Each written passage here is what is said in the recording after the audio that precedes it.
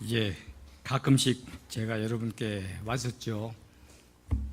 좀 속없는 사람 같다는 생각도 들기도 하고 그래요. 그런데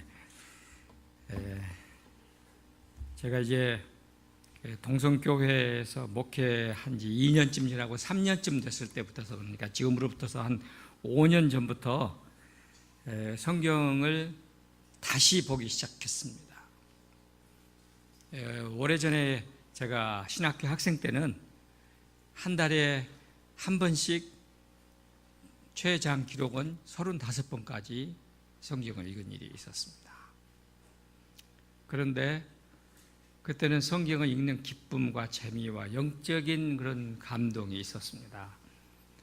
그러다가 여수 예양원에 가면 나 환자 그 분들이, 맹인이 되신 분들이 특별히 성경을 다 암송하는 분들이 계십니다. 그래서 창세기에서부터 계시록까지 딱 눈 감고 외우기 시작하면 한 글자도 안 틀리고 100% 외우시는 분들이 28분 계셨습니다. 그래서 그걸 보고 참 기가 질렸습니다. 도저히 감당할 수 없는 그런 모습이었습니다. 그래서 학교에 다시 돌아와 가지고 이제 성경을 암송해 보려고 했는데, 로마서를 암송했는데, 지난번에 말씀드렸지만 하루에 7절씩 외우는 것, 기가 막히게 어려운 일이었습니다. 그래가지고 로마서를 다 암송하는데 한 7년 걸렸습니다. 그런데 다시 까먹고 다시 또 까먹고 그래요. 그래서 이래가지고는 안 되겠다 싶어가지고 성경의 전체로 지금까지 읽은 내용을 이렇게 정리해가면서, 공책에다가 정리해가면서 이것을 읽기 시작을 했습니다. 한 3년 전부터. 그래서 창세기, 출애굽기, 그 다음에 사도행전, 사복음서, 그리고 로마서, 현재 이렇게 해오니까 이제 성경이 이제 좀 뚫리는 것 같았습니다. 이제 많은 사람들이 그래요. 그렇게 성경을 좀 보셨다는 분이 그렇게 말씀하시면 그럼 우리는 어쩌냐고, 기가 찬다고, 우리는 언제 따라가냐고. 그런데 하여튼 뭐 주석책이고 혹은 다른 사람들의 설교고 다 안 듣고 내가 성경을 읽으면서 나의 바이블을 만들어가는 것입니다. 그것이 옳고 그르고는 나중에 다른 사람들한테 얘기했을 때에 평가가 나는 것입니다. 이것이 우리 이제 개신교의 원리입니다. 그래서 여러분들에게 이제 지금까지 제가 읽었던 성경을 가지고 그 핵심되는 깨달음의 내용을 이제 말씀드리려고 그럽니다. 성경은 무엇에 관한 책입니까? 예수 그리스도에 관한 책입니다. 성경 어디에 있습니까? 이제 그것이 중요합니다. 그러니까 성경은 누구를 말하는 책입니까? 예수님에 대해서 말하는 책입니다. 그런데 그 내용이 어디에 있느냐? 요한복음 5장 39절에 있습니다. 너희가 성경에서 영생을 얻는 줄 알고 성경을 옛날 번역은 상고하거니와 이 성경이 곧 나에 대하여 말하는 것이니라. 성경은 예수님에 관하여 말하는 책입니다. 그러면 성경의 저자는 누구이십니까? 성경의 저자는 삼위일체 하나님 가운데의 성령님이십니다. 이사야 34장 16절에 있습니다. 하나님의 영이 명하셨고 하나님의 영이 모으셨으니 하나도 빠진 것이 없고 짝이 없는 것이 없느니라. 제가 오늘 여러분들에게 지금 이 성경 구절 찾기를 많이 할 것입니다.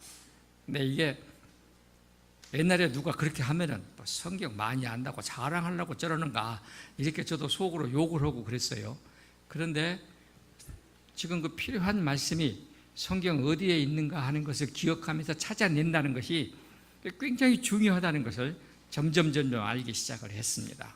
그러니까 여러분들께서도 귀찮고 힘들더라도 성경 구절이 어디에 있는가를 성경을 찾으면서 계속해서 보셔야 됩니다. 그렇다면 성경은 결국은 무슨 얘기냐 그러면은 이 창세기 1장에서 하나님이 천지를 창조하셨습니다. 근데 전능하신 하나님이 천지를 창조하셨는데 우리 신앙 고백에는 하나님이 한꺼번에 모든 것을 다 창조하셨다 이렇게 고백했는데 창세기 1장에는 하나님이 6일 동안에 창조를 하셨습니다. 왜 6일을 걸쳐서 창조하셨을까? 그리고 매일같이 아침이 되고 저녁이 되니 하나님 보시기에 좋으셨다 이렇게 말씀하셨을까 하는 고민부터 시작하는 것입니다. 그 다음에 하나님께서 우리에게 주신 성경책, 누구나 교회를 다니는 사람이나 안 다니는 사람이나 하여튼 한 번씩은 보는 성경이 창세기일 텐데 창세기 1장 1절 맨 앞에가 태초에라는 단어가 있는데 우리 모든 사람이 보는 성경의 첫 번째 글자를 왜 하나님이 태초에라고 하셨을까 하고 생각을 하면서 보는 것입니다. 왜 6일 동안을 걸쳐서 만드셨을까? 태초에라는 말을 맨 앞에 둔 것은 나는 창조자 하나님이다 하는 것이죠. 시간은 나로부터 시작한다는 것입니다. 그래서 창조자 하나님은 우리 성경에 보면은 나중에 저 가다가 나중에 이제 이사야서에 굉장히 많이 나옵니다. 나는 처음이며 마지막이고 나는 시작이며 끝이다 하는 것을 요한계시록 21장 22장에 나는 알파와 오메가요 처음이요 마지막이다 하면서 끝을 내는 것입니다.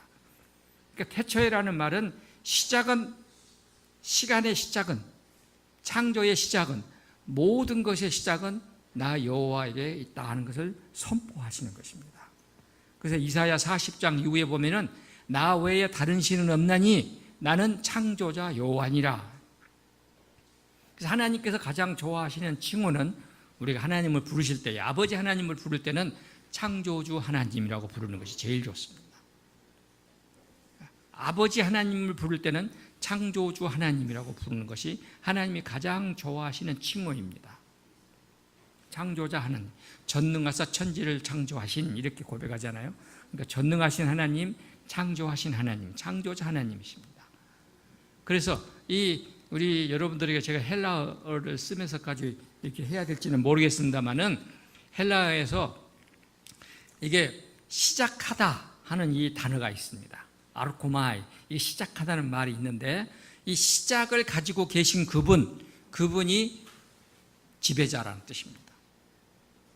그래서 하나님께서 나 외에 다른 신은 없다라고 말씀하시는 가장 중요한 그 밑에 깔린 말은 내가 모든 것의 시작이다 하는 것입니다. 내가 창조했다 하는 것입니다. 자, 그러면 하나님이 창세기 1장에서 창조하시고 그리고 하나님이 우리 인간에게 주신 최초의 5가지 명령이 있습니다. 동사의 명령형으로 되어 있습니다. 여러분들이 잘 아는 지금 구절입니다. 여러분 눈에 지금 보일 겁니다. 오른쪽에 보입니다. 여러분에게 보면 1장 28절입니다. 하나님이 우리 인간에게 주신 최초의 명령입니다. 5가지 명령입니다. 생육하고 번성하고 충만하고 그 다음에 뭐예요? 정복하고 요즘에 성경이 하도 많이 바뀌니까 지배하라 정복하라 그리고 다스리라 하는 것입니다. 그런데 여러분들은 그렇게만 알고 계시는데 이것은 사람에게만 하신 명령이고 동물에게는 정복하고 다스리라는 명령을 하시지 않습니다. 넷째 날 동물을 만드시고는 생육하고 번성하고 충만해라까지는 하셔요. 그런데 사람에게는 2개를 더 붙이십니다. 그러니까 이제 지금 제가 말씀하신 내용이 무슨 뜻인지 알겠습니까? 성경을 읽기는 읽는데 읽기는 읽는데 그냥 눈으로만 읽으면 이 차이가 뭔지를 그냥 모르고 지나가는데 이걸 손으로 써가면서 보면은 이게 이런 차이가 있구나 하는 것들이 보이는 것입니다. 그리고 왜 이렇게 6째 날까지 하셨을까 하는 걸 보면은 이런 거죠. 우리의 하나님께서 이렇게 단계를 밟으셨다는 것은 첫째 날이 둘째 날의 준비가 되게 하고 첫째 날, 둘째 날이 셋째 날의 준비가 되게 하셨고 그러니까 첫째 날은 둘째 날을 위한 건너가야 할 단계인 거죠. 그래서 여러분이나 저는 우리에게 주어진 각 단계를 충실하게 완성하라는 것입니다. 시간은 첫째 날에서 여섯째 날로 건너뛰기를 하지 않습니다. 그러니까 첫째 날을 충실히 하는 자에게만 둘째 날이 있는 것입니다. 창조가 이렇게 이루어진 것은 우리에게 각 단계를 충실하게 잘 완성해라는 뜻인 것입니다. 바로 이것을 어긴 사람이 이제 3장에 나오는 가인과 아담과 이브입니다.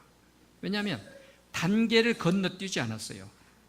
아담과 이브의 죄는 뭐냐면은 선악과라고 하는 것은 과일이라고 생각하는 사람도 많이 있고, 지금도 전 세계에 사과와 복숭아 같은 둥근 과일을 먹지 않는 교파가 있습니다. 그런 교파가 있어요, 지금도요. 그런데 그게 아니고 선악과라고 하는 것은 하나님과 사람의 구별을 말하는 것입니다. 나는 창조자고 너희는 피조자다라고 하는 구별인 것입니다. 그래서 피조자의 세계에서 창조자의 세계로 건너올 수 없다는 것입니다. 이 단계를 뛰어넘는 거, 한계를 뛰어넘는 거, 이거를 뭐라고 말하느냐? 불의하다. 죄는 뭐냐면은 자기 한계를 건너뛰려고 하는 것이 죄인 것입니다. 죄의 출발은 바로 거기입니다. 사단은 사람에게 와가지고 피조자의 세계에서 창조자의 세계로 건너뛰게 하려고 했어요. 하나님과 맞먹게 하려고 했습니다. 이것을 교만이라고 말했고, 교만이라는 말은 바로 그런 것입니다. 이 1장과 2장은 창조이고 하나님의 풍성한 은혜이고 선물이었습니다. 그리고 3장에서 타락을 했습니다. 사람이 하나님의 말씀을 어기고 타락을 하면 어떻게 되느냐? 타락한 아담과 이브에게 내리신 하나님의 여러 가지 이제 벌이 있습니다. 그런데 그 뒤로 이어지는 벌 중에 굉장히 지속적인 벌이 이제 몇 가지가 있는데, 그 중에 하나가 뭐냐면 창세기 3장 17절에 사람이 범죄했더니 땅이 저주를 받았습니다. 무서운 말입니다. 사람이 하나님의 어기면 땅이 저주를 받는 것입니다. 그리고서 이제 그 뒤에 4장에 보면은 농사를 했는데, 가인과 아벨의 농사를 했는데 땅이 수확을 내지 아니하더라. 그리고 5장에 가면은 그 사람들이 사는 땅이 부패하였다. 그래서 노아를 보내서 그 땅을 이제 청소케 하는 것입니다.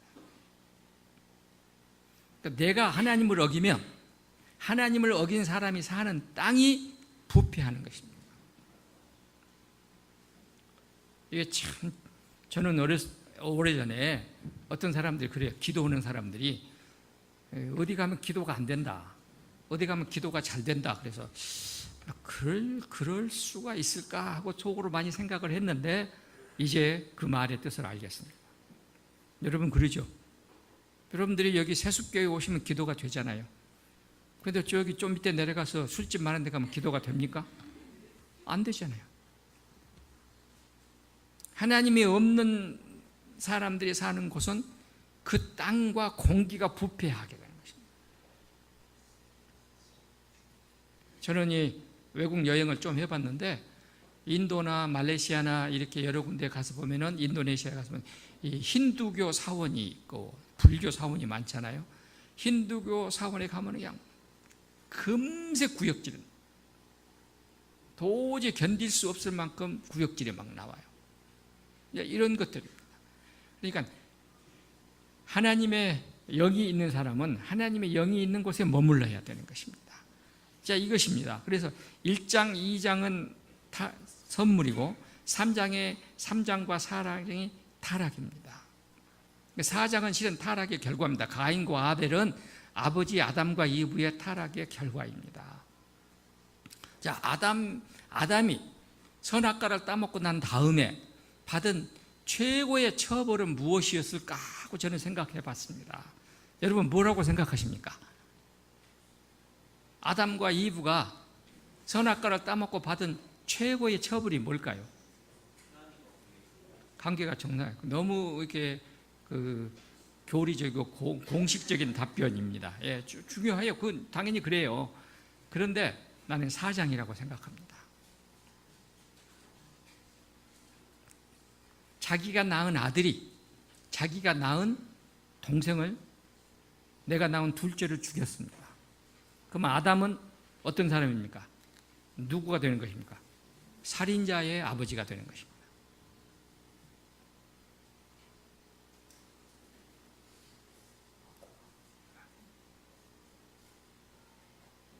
제가 보니까 성경에서 아담에게 지금 하나님이 주신 최고의 처벌일 것 같아요. 그래서 아담은 가인을 볼 때마다 네가 동생을 죽인 것은 나 때문이다. 평생 그 마음을 가지고 살았을 것 같아요. 그래서 3장과 4장은 타락입니다. 자, 바로 여기서부터 시작하는 것입니다. 그러니까 성경 창세기 1장, 2장, 3장, 4장을 확실하게 이해하면 이제 이렇게 된 세계를 되돌려 놓는 것이죠. 되돌려 놓고 회복시키는 것입니다. 그게 이제 5장부터입니다.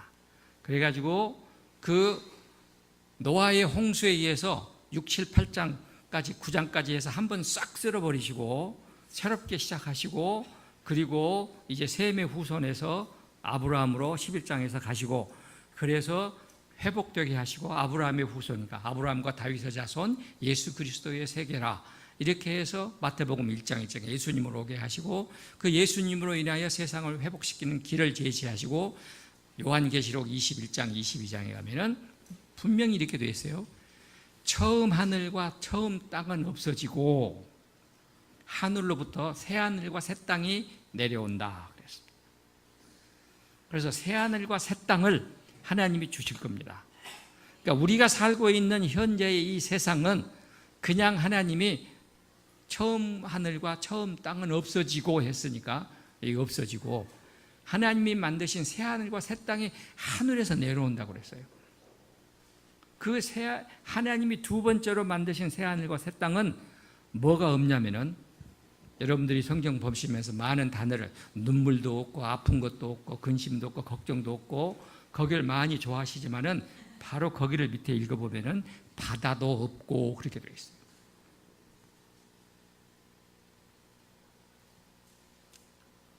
새 하늘과 새 땅에는 뭐가 없느냐? 바다가 없다 그랬어요.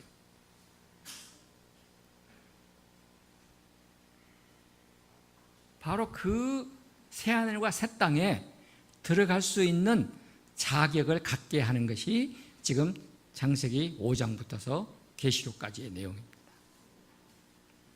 그래서 창세기 5장부터 계시록까지는 하나님의 은혜에 대한 얘기를 하고 있습니다. 이제 성경 전체에 대한 큰 아웃라인을 말씀을 드렸습니다. 제가 지금 생각해 보면 제가 교회 생활을 얼마나 오랫동안 했겠습니까? 저도 이렇게 이만할 때부터 다녔으니까. 그런데 제가 지금 여러분들에게 말씀드리는 것처럼 말해주는 목사님을 솔직히 말해서 한 번도 만나보지 못했습니다. 그래서 목사된 나로서 이러한 말씀을 여러분들에게 들려주지 않는 것이 얼마나 큰 죄인가를 아는 것입니다. 최대한으로 많은 말씀을 우리 구원의 도리. 그런데 오늘 여러분들이 지금까지 살아오시면서 제가 요즘 매우 가슴 아프게 생각하는 것은, 교회 다니는 사람이 되지 예수님을 만나는 사람이 되도록 교회가 가르치지 않는다는 데 대해서 매우 안타깝게 생각합니다. 아니, 여러분들도 처음에는 예수님을 만난 사람에서 교회 다니는 사람으로 변질되어 가고 있다는 것을 느끼지 못하면서 다니는 것이 매우 안타깝습니다. 그래서 날마다 내가 예수님을 만나는 사람이 되도록 노력하는 것입니다. 자, 여러분이 하가다 운동에 의해서 날마다 내가 말씀을 읊조르기 위하여 새벽에 눈을 떴나이다, 시편에 얼마나 많이 나옵니까? 저는 어떻게 하느냐, 오래전부터 습관이 시간의 10의 1조를 하나님께 드려야 한다. 다른 10의 1조도 하나님이 좋아하시겠지만 가장 중요한 10의 1조는 하나님이 우리에게 주신 최고의 선물 시간 24시간. 24시간의 10분의 1, 2.4시간은 하나님의 것으로 알고 하나님 만나는 시간으로 해야 된다 하는 것을 제 삶의 원칙으로 하고 살아왔습니다. 오늘 아침에도 6시에 일어나가지고 지금 여러분한테 다시 오기 위해서 로마서 6장을 다시 정리하다가 왔습니다. 정리해가지고 왔습니다.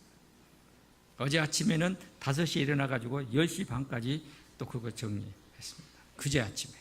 그래가지고 김 목사님한테 다 정리한 거 보라고 내가 또 보내줬습니다.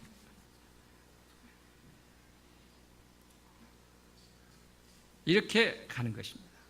이렇게 해서 교회는 뭐냐? 이렇게 말씀을 읽은 사람들이 자기가 읽은 말씀을 가지고 서로 쉐어링하는 것이 원래의 구역 예배의 가장 기본적인 것입니다. 근데 구역 예배에 모이면 그런 건 안 하고 맨날 딴 것만 하고 참 안타깝다 하는 생각을 많이 해봅니다. 자, 다시 그래서 이제 말씀으로 돌아갑니다. 자, 그러면 우리 교회가 가장 많이 놓치는 것은 하나님께 은혜 받으려고는 많이 합니다. 하나님께 축복 받으려고 많이 합니다. 자, 우리 전 집사님 교회에 다니시면서 사업도 잘 되고 하는 일이 잘 됐습니다. 이걸 뭐라고 표현해야 맞습니까? 하나님께 뭐 받았다? 그래서 이제 큰일 난 겁니다. 이제 내가 교회 열심히 다녔더니 아픈 병도 낫고 하는 일도 잘 되고 자녀들도 건강하고 학교도 쑥쑥 들어갔다. 이거는 하나님께 축복받은 겁니다. 근데 교회 다니면서 내가 죄가 얼마나 많은 사람이고 나 죄 때문에 예수님께서 십자가에서 참 힘드셨구나 하는 것을 아는 것, 이건 뭐라고 말해야 됩니까? 그거는 은혜 받은 것입니다. 그러니까 은혜라는 말은 누구를 말하는 것이냐면은 하나님이 우리에게 주신 선물이죠. 하나님이 우리에게 주신 선물 중에 최고의 선물이 뭡니까? 예수 그리스도를 보내신 것입니다. 그러니까 아담의 죄로 인하여 이제 모든 것을 잃어버린 우리를 되살려 놓으시기 위해서, 되돌려 놓기 위해서, 아니 회복시켜 주시기 위해서 하나님께서 독생자 아들 예수를 이 땅에 보내신 것, 이것이 은혜입니다. 근데 그 은혜가, 자, 우리 성경에 데살로니가서 2장 4절에 보면 하나님은 모든 사람이 구원을 받으며 진리를 아는 데 이르기를 원하느니라. 성경 찾는 사람이 없어. 내가 이렇게 말해도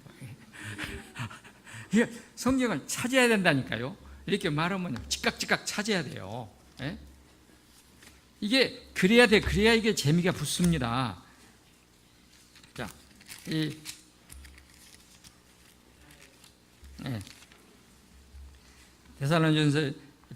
디모데전서 2장 4절. 목사님 틀렸습니다. 그렇게 말을 하는 사람이 있어야 된다니까요. 디모데전서 2장 4절. 이거 성경 찾는 속도를 보면 알 수가 있습니다. 나중에 미가서를 찾습니다. 하박국을 찾습니다. 속도가 얼마나 늦어지는지 근데 알 수가 있어요. 자, 2장 4절 같이 읽습니다. 하나님은 모든 사람이 구원을 받으며 진리를 아는 데 이르기를 원하시느니라. 자, 이건 하나님의 은혜입니다. 그런데 그 다음에 바로 5절에 뭐를 보내냐면 하나님도 한 분이시요 하나님과 사람 사이에 중보자도 한 분이시요 사람이신 예수 그리스도. 이게 중보자라고 그랬습니다. 중보자는 누구냐면은 우리의 죄를 대신 짊어지고 갈 사람입니다. 나를 대신하여 죽어줄 사람, 그분입니다. 그래서 하나님은 하나님의 아들 예수님을 우리의 죄를 구원시키기 위해서 은혜로 주셨지만 그 아들 예수를 십자가에 죽게 하셨습니다. 이거를 뭐라고 말하느냐? 그리스도라고 말하는 것입니다. 그러니까 여러분들이 지금까지 교회 생활 하시면서 많은 생각 없이 그냥 예수 그리스도 했습니다.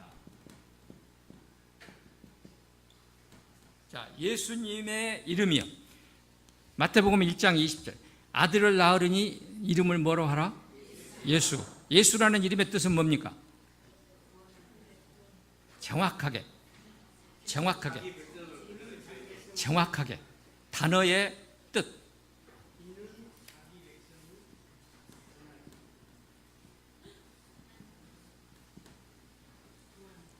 정확하게 하면 야훼, 여호와와 구원이라는 단어의 결합입니다. 예수라는 말의 단어의 뜻은 하나님의 구원, 여호와의 구원입니다. 이 예수라는 이름과 똑같은 이름이 성경에 많이 나와 있습니다. 똑같은 이름이 뭘까요? 오케이, 여호수아, 바로 여호와 슈아, 그거 히브리어 그대로입니다. 여호수아. 또 호세아, 호세아도 같은 뜻입니다. 그 다음에 예수아라는 이름도 있습니다. 그래서 예수라는 이름의 똑같은 뜻은 4개의 성경에 나와 있습니다. 예수, 호세아, 여호수아, 예수아, 이렇게 나와 있습니다. 그리스도는 뭡니까? 기름 부음 받은 자, the anointed, 기름 부음 받은 자입니다. 그러면 기름 부음을 받은 사람은 무슨 일을 했냐면 우리가 아는 대로 왕의 역할을 했고 선지자 했고 제사장을 하셨습니다. 그래서 예수님은 왕이시고 만왕의 왕이시고 우리의 죄를 대신 짊어지고 가시는 대제사장이시고 히브리서 5장 2절에 나와요. 우리의 죄를 대신 짊어지고 가신 대제사장이시고 또한 예수님은 예루살렘 성전에 들어가서 채찍으로 성전을 깨끗게 하신 선지자이시고 그래서 기름 부음을 받은 자는 우리의 죄를 대신 짊어지고 가시는 여기는 속죄 혹은 속량 혹은 대속 뭐 다 같은 뜻입니다. 속죄, 속량, 대속 다 같은 뜻입니다. 다른 사람의 죄를 대신 짊어진다. 원래 이 속죄, 속량, 대속이라는 말은 이 헬라 말로는 카탈라게니까 이게 서로 교환하다, 바꾸다. 또 이것을 우리 성경에는 화해, 화평, 평화 이게 다 같은 뜻입니다. 화해하다. 이거를 이제 헬라 말에는 바꾸다는 말로 이렇게 기본 뜻이고 이것을 라틴어 성경과 우리 현재 쓰고 있는 영어 성경, 독일어 성경은 어떤 뜻이냐면 이런 뜻입니다. 이게 쇠사슬이 있는데 구멍이 쇠사슬이 있는데 쇠사슬이 이게 끊겼습니다. 끊긴 쇠사슬을 다시 잇다, 다시 이어주다 하는 뜻입니다. 지금 이렇게 처음 듣는 소리를 너무 많이 들으셔가지고 갑자기 좀 조금 그런 것 같은데 여러분들은 지금 신학대학교 대학원 3학년에 입학하신 겁니다. 예. 거짓말한가 물어보세요. 우리 김 목사님과 황 목사님한테 물어보세요. 신학대학에서도 이렇게 잘 안 가르쳐 줍니다.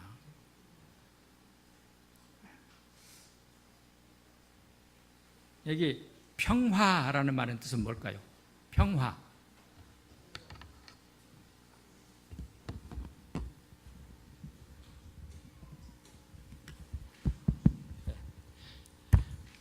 됐어.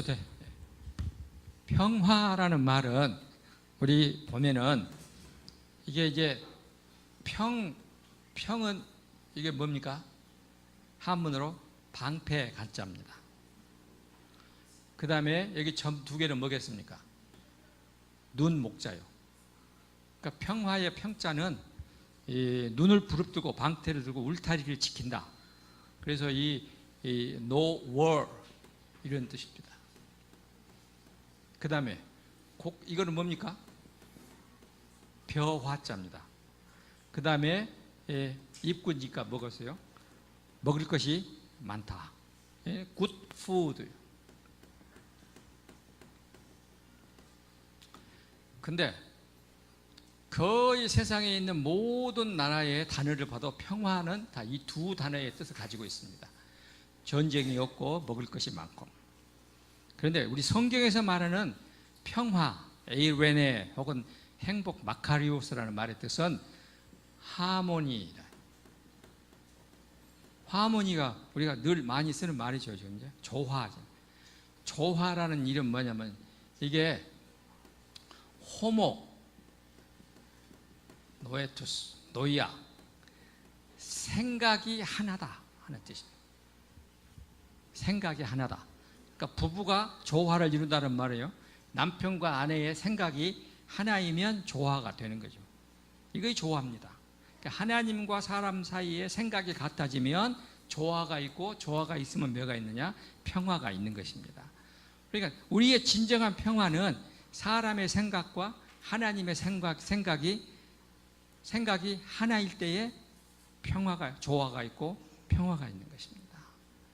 바로 이것입니다. 이게 다 같은 것입니다. 그러니까 이제 사람이 죄를 지었으니까 죄를 지은 사람을 이제 하나님과 뭐 하게 만들어야 된다? 평화하게 만들어야 됩니다. 그러면 우리가 하나님을 크게 말할 때에, 하나님은 요한 1서에 보면 빛이시다는 말이 있고, 그 다음에 요한 1서에 보면 하나님은 사랑이시다 그럽니다. 하나님은 빛이시고 사랑이십니다. 그러면 사랑이신 하나님은 어떤 하나님이셔야 되냐면, 여러분도 그러잖아요. 우리 부부가 서로 사는데 남편과 아내가 서로 사랑한다는 말은 다른 남자와 다른 여자하고는 사랑하지 않겠다는 것을 말하는 것 아니겠습니까? 그러니까 사랑한다는 말은 동시에 무슨 뜻이냐면, 당신이 다른 사람을 사랑하면 내가 질투합니다는 말이 되는 것입니다. 그래서 사랑은 이퀄 질투요. 질투가 없으면 사랑이 아닙니다.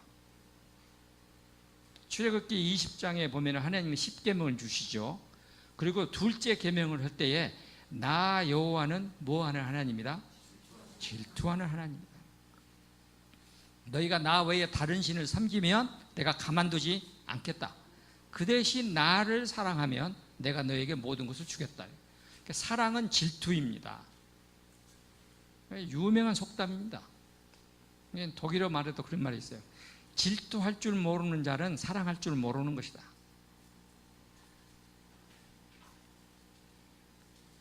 자, 그러니까 하나님은 우리에게 지금 세상을 줬는데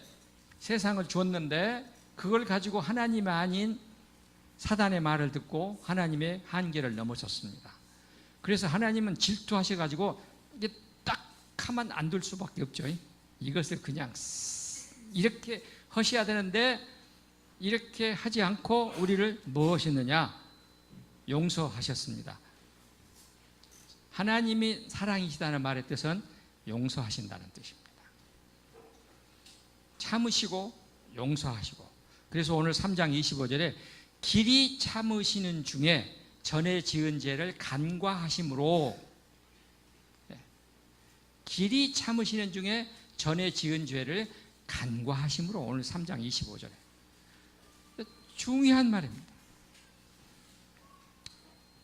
하나님은 어떤 하나님이시냐? 우리의 지은 모든 전에 지은 죄를 길이 참으셔, 끝까지 참으셔. 그래가지고 간과하셔서 안 본 것처럼 하셨습니다. 이것이 하나님의 사랑이십니다. 그런데 그 사랑이신 하나님이 동시에 질투의 하나님이기 때문에 잘못한 것에 대해서는 꼭 하나님은 어떻게 용서하시느냐? 결과, 처벌을 받게 하시고 용서하시는 것입니다. 하나님은 우리를 용서하시기는 하시되 행한 대로 다 갚지는 않으셨다 그랬습니다. 하나님은 우리에게, 진짜 이게 너무너무 멋있는 말이에요. 하나님 우리에게 그냥, 우리말로 그냥 이렇게 하셨는데 하나님이 우리에게 어떻게 하시느냐? 행한 대로 갚지는 않으셨다. 그러면 하나님이 사람에게 그 잘못에 대해서 책임을 묻지 않고 누구에게 책임을 물었느냐? 아들 그리스도 예수에게 우리의 모든 죄짐을 다 넘기셨습니다. 요한복음 1장 29절.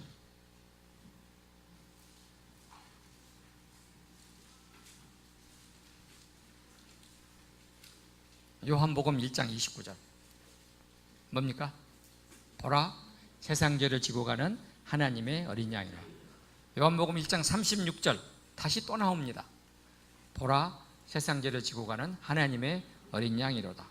그러니까 아들 예수를 주셨고 그 아들 예수에게 그냥 은혜로 주신 것으로 끝내는 것이 아니고 여기다가 뭐까지 하셨느냐? 우리의 죄를 전부 다 등짐 씌워서 대신 짊어지고 십자가에 죽으시게 하셨습니다. 이게 뭐냐면 그리스도입니다. 그러니까 기독교인이 되는 것은 내 죄를 고백하면 예수님으로 세례를 받고 내가 예수님의 사랑으로 하나님의 사랑을 예수님의 이 통해서 내가 이 하나님의 사랑을 위해서 용서받는 것입니다. 요거는 예수입니다. 그건 누구나 다 알아요. 근데 그 예수님을 나를 위한 분으로 모시려면 뭐 해야 돼요? 예수님이 지신 뭘 내도 대신 짊어져야 돼요? 십자가를 짊어져야 되는 것입니다. 그래서 우리의 죄 사함에 관해서 말씀을 하실 때는 예수님의 죄 사함과 십자가의 죽으심에 대해서 말할 때는 항상 그리스도가 먼저 나옵니다. 하나님이 우리에게 공짜로 죄를 덮어주고 눈 감아준다 하실 때는 예수라는 단어가 먼저 나옵니다. 예수 그리스도가 나옵니다. 근데 그 예수님께서 너네들의 죄를 대신 짊어지고 십자가에 죽으셨다 했을 때는 어떻게 되겠습니까?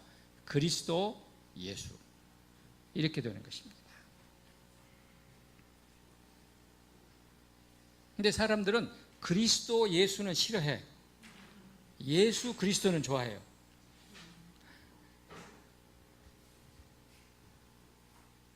로마서 6장을 보세요. 그리스도 예수라는 단어가 몇 번 나온가 숙제요. 예? 점심 먹으면 다 찾아가지고 조금 있다가 가지고 오세요. 그리스도 예수, 그리스도 예수, 그리스도 예수가 로마서 6장에 여러 번 나옵니다. 그래서 어떤 신학자는 그리스도이신 예수, 그리스도이신 예수. 자, 그러면은 로마서 1장 1절에 어떻게 시작하냐면 예수 그리스도의 종 바울은 사도로 부르심을 받아 하나님의 복음을 위하여 택정함을 입었으니 하나님의 복음을 위하여 택정함을 입었으니 이 복음은 복음입니다. 복음은 뭐가 복음입니까? 무엇이 복음입니까?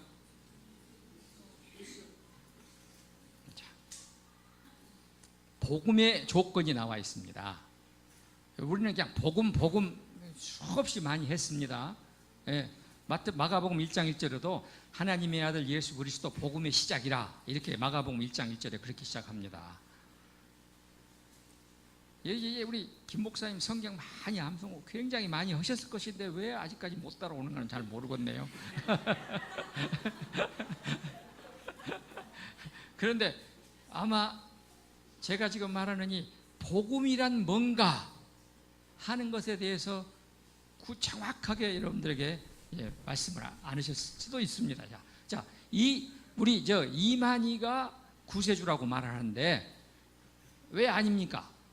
어떻게 여러분들은 증명하겠습니까? 혹은 문선명이나 박태선이나 혹은 그 외에 수없이 많은 예수 자기가 구원자라고 떠드는 사람들이 구원자가 아닙니다라고 우리가 반박을 해야 될 것 아닙니까? 그 사람들은 복음이 아닙니다 라고 반박을 해야 돼요. 그러려면은 그냥 내 입으로 설교 들은 것만으로는 안 되잖아요. 성경에 구체적으로 몇 장 몇 절 이렇게 말했다 말해야 돼요. 복음이 되려면 로마서 1장 2절에 나와 있어요. 1장 2절.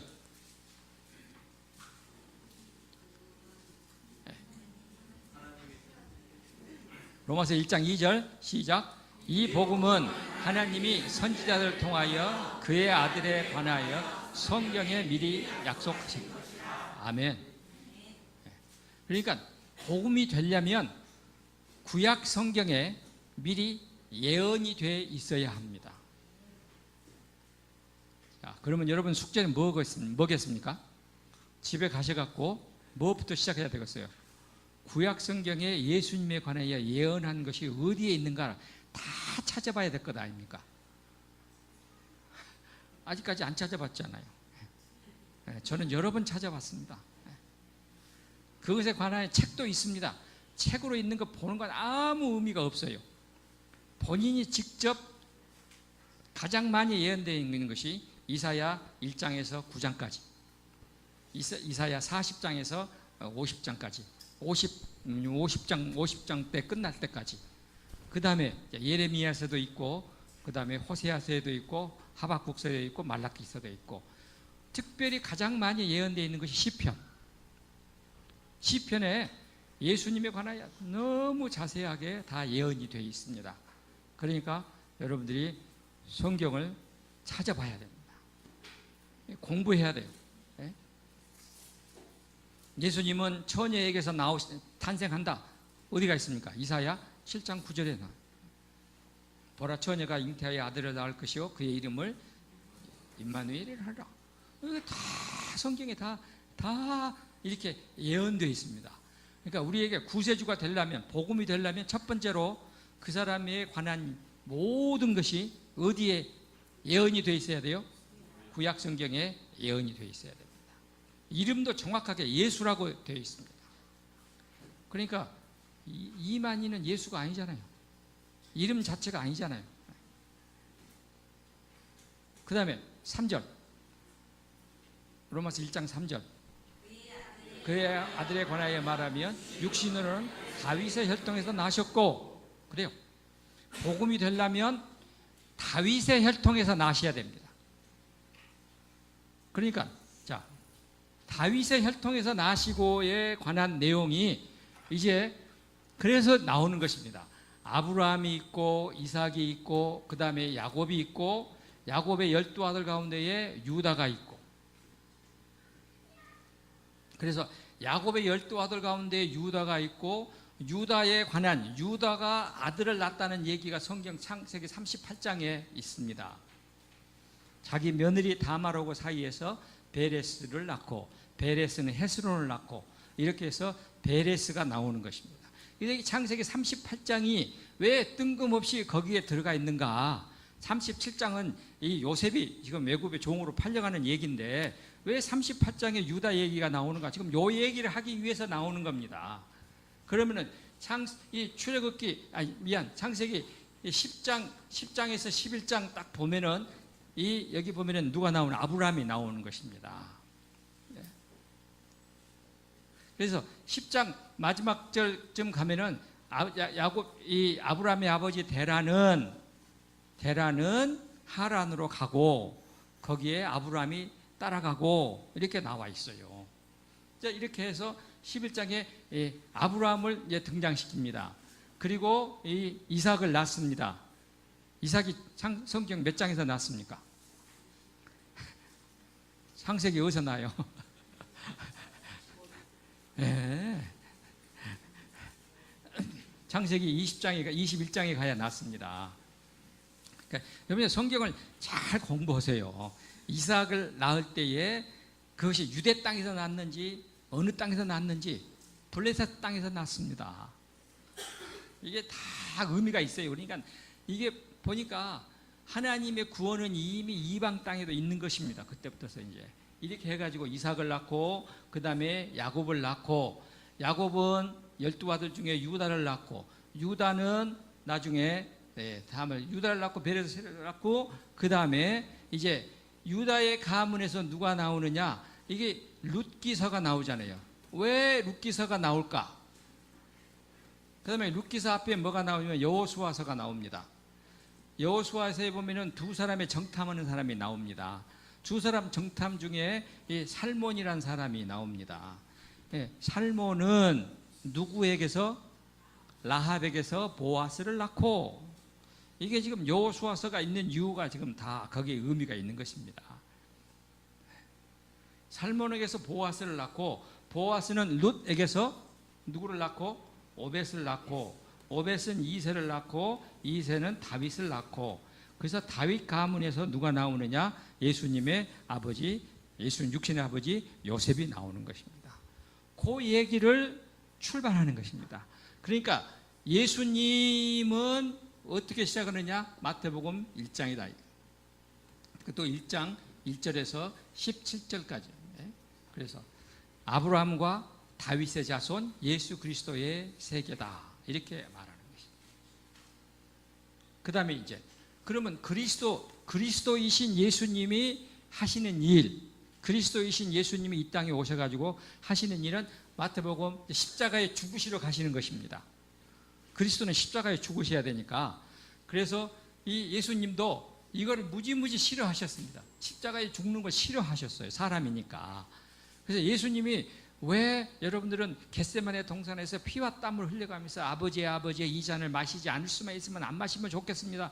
왜 그 말을 하셨을까라고 생각을 해봤는데 그 말은 무슨 말이냐면은 예수님도 사람이셨음을 증명하는 가장 좋은 표현입니다.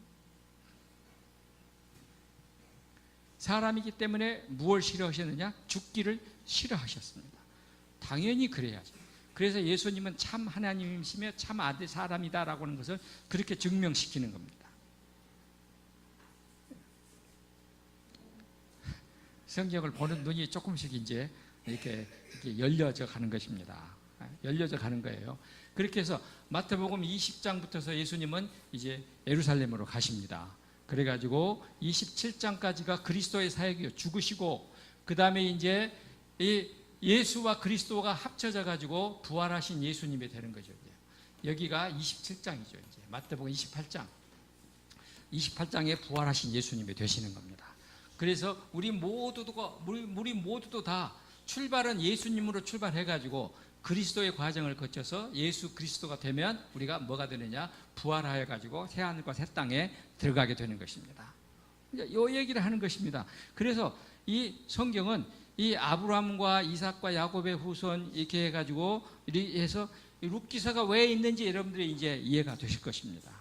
룻기서는 여러분 룻기서 맨 뒤에 4장 뒤에 보면은 예수님의 족보에 대해서 쭉 나와 있습니다. 그래서 유다는 베렛을 낳고 베렛은 헤스론을 낳고 헤스론은 람을 낳고 람은 아미나답을 낳고 아미나답은 이렇게 해서 쭉 나오는 것은 마태복음 1장에 그대로 예수님의 족보를 쭉 이렇게 해놓은 것입니다. 그러니까 마태복음 1장에 예수님의 족보에 보면은 1장 2절로부터서 17절까지 16절까지 낳고가 글자가 40번 있습니다. 위에 조상 밑에 있으니까 42명이 거기에 이름에 등장을 합니다. 이게 지금 낳고요. 여러분들이 지금 기독 사관학교를 하는 이유는 뭡니까? 낳고요. 이게 낳고요. 예수님이 태어나시니까 낳고가 되니까 예루살렘 성이 온통 소동스러웠어요. 그러니까 낳고는 소동을 낳고, 예수님이 태어나시면 소동이 일어납니다. 바울이 고린도에 가니까 뭐라고 그랬어요? 천하를 어지럽히는 사람들이 우리 동네에 왔다 그랬어요. 예수 믿는 사람이 가면 천하가 어지럽습니다. 그래서 낳고는 소동이 일어나고, 소동이 나니까 예수님은 어디로 가셨어요? 애굽으로 가셨습니다. 소동은 이동을 낳고, 낳고는 낳고야. 계속해서 낳고 하는 것입니다. 그러니까 예수 믿는 사람들은 말 많고 시끄럽고 뭐 그렇게 시끄럽냐? 예수 믿는 사람이 있는 곳에는 소동이 일어나게 되어 있습니다. 자, 그러면 이제 정확하죠? 이만희는 절대 될 수가 없습니다. 첫 번째로 무엇에 없습니까? 구약에 예언이 안 돼 있어요. 두 번째로 혈통이 뭐예요? 다윗의 혈통이 아니요. 그 다음에 2장 4절 마태복음 이제 1장 4절 로마서 1장 4절 어떻게 되어 있습니까? 성결의 영으로 죽은 자 가운데서 부활하사 능력으로 하나님의 아들로 선포되셨다 그랬습니다. 그러니까 죽었다가 다시 살아나야 됩니다. 이 세 가지 조건을 충족시켜야지만이 우리의 구세주가 되실 수 있는 것입니다. 그 사람만이 우리의 죄를 대신 짊어지고 십자가에 죽으실 수 있는 그리스도가 되는 것입니다. 그러니까 예수는 될 수 있어요. 예수는 누구든지 될 수 있습니다. 왜냐하면 예수라는 이름은 예수님 당시에 유대 나라에 무지 많았어. 예수라는 이름을 가진 사람은 엄청 많아요. 그런데 그 예수도 어떤 예수여야 하느냐? 첫 번째로 뭐요? 구약 성경에 예언이 되고, 혈통은 너희라고요? 다윗의, 아브라함과 이삭과 야곱의 다윗의 혈통이어야 하고, 그 다음에 뭐요? 죽었다가 다시 살아나야 되고, 이 세 가지 조건을 충족시키는 자만이 우리의 죄를 대신 짊어지고 십자가에 죽으실 수 있는 분이 되시는 것입니다. 이분을 우리가 뭐라고 말하느냐? 하나님의 아들 예수 그리스도 복음의 시작이다. 마가복음 1장 1절에 그렇게 시작하는 것입니다. 그래서 이제 여러분들에게는 이 은혜와 속량, 복음이 뭔가에 대한 얘기를 정확하게 이제 이거는 뭐 신학적인 이론이 아니고 성경에 있는 내용 그대로만 말했습니다.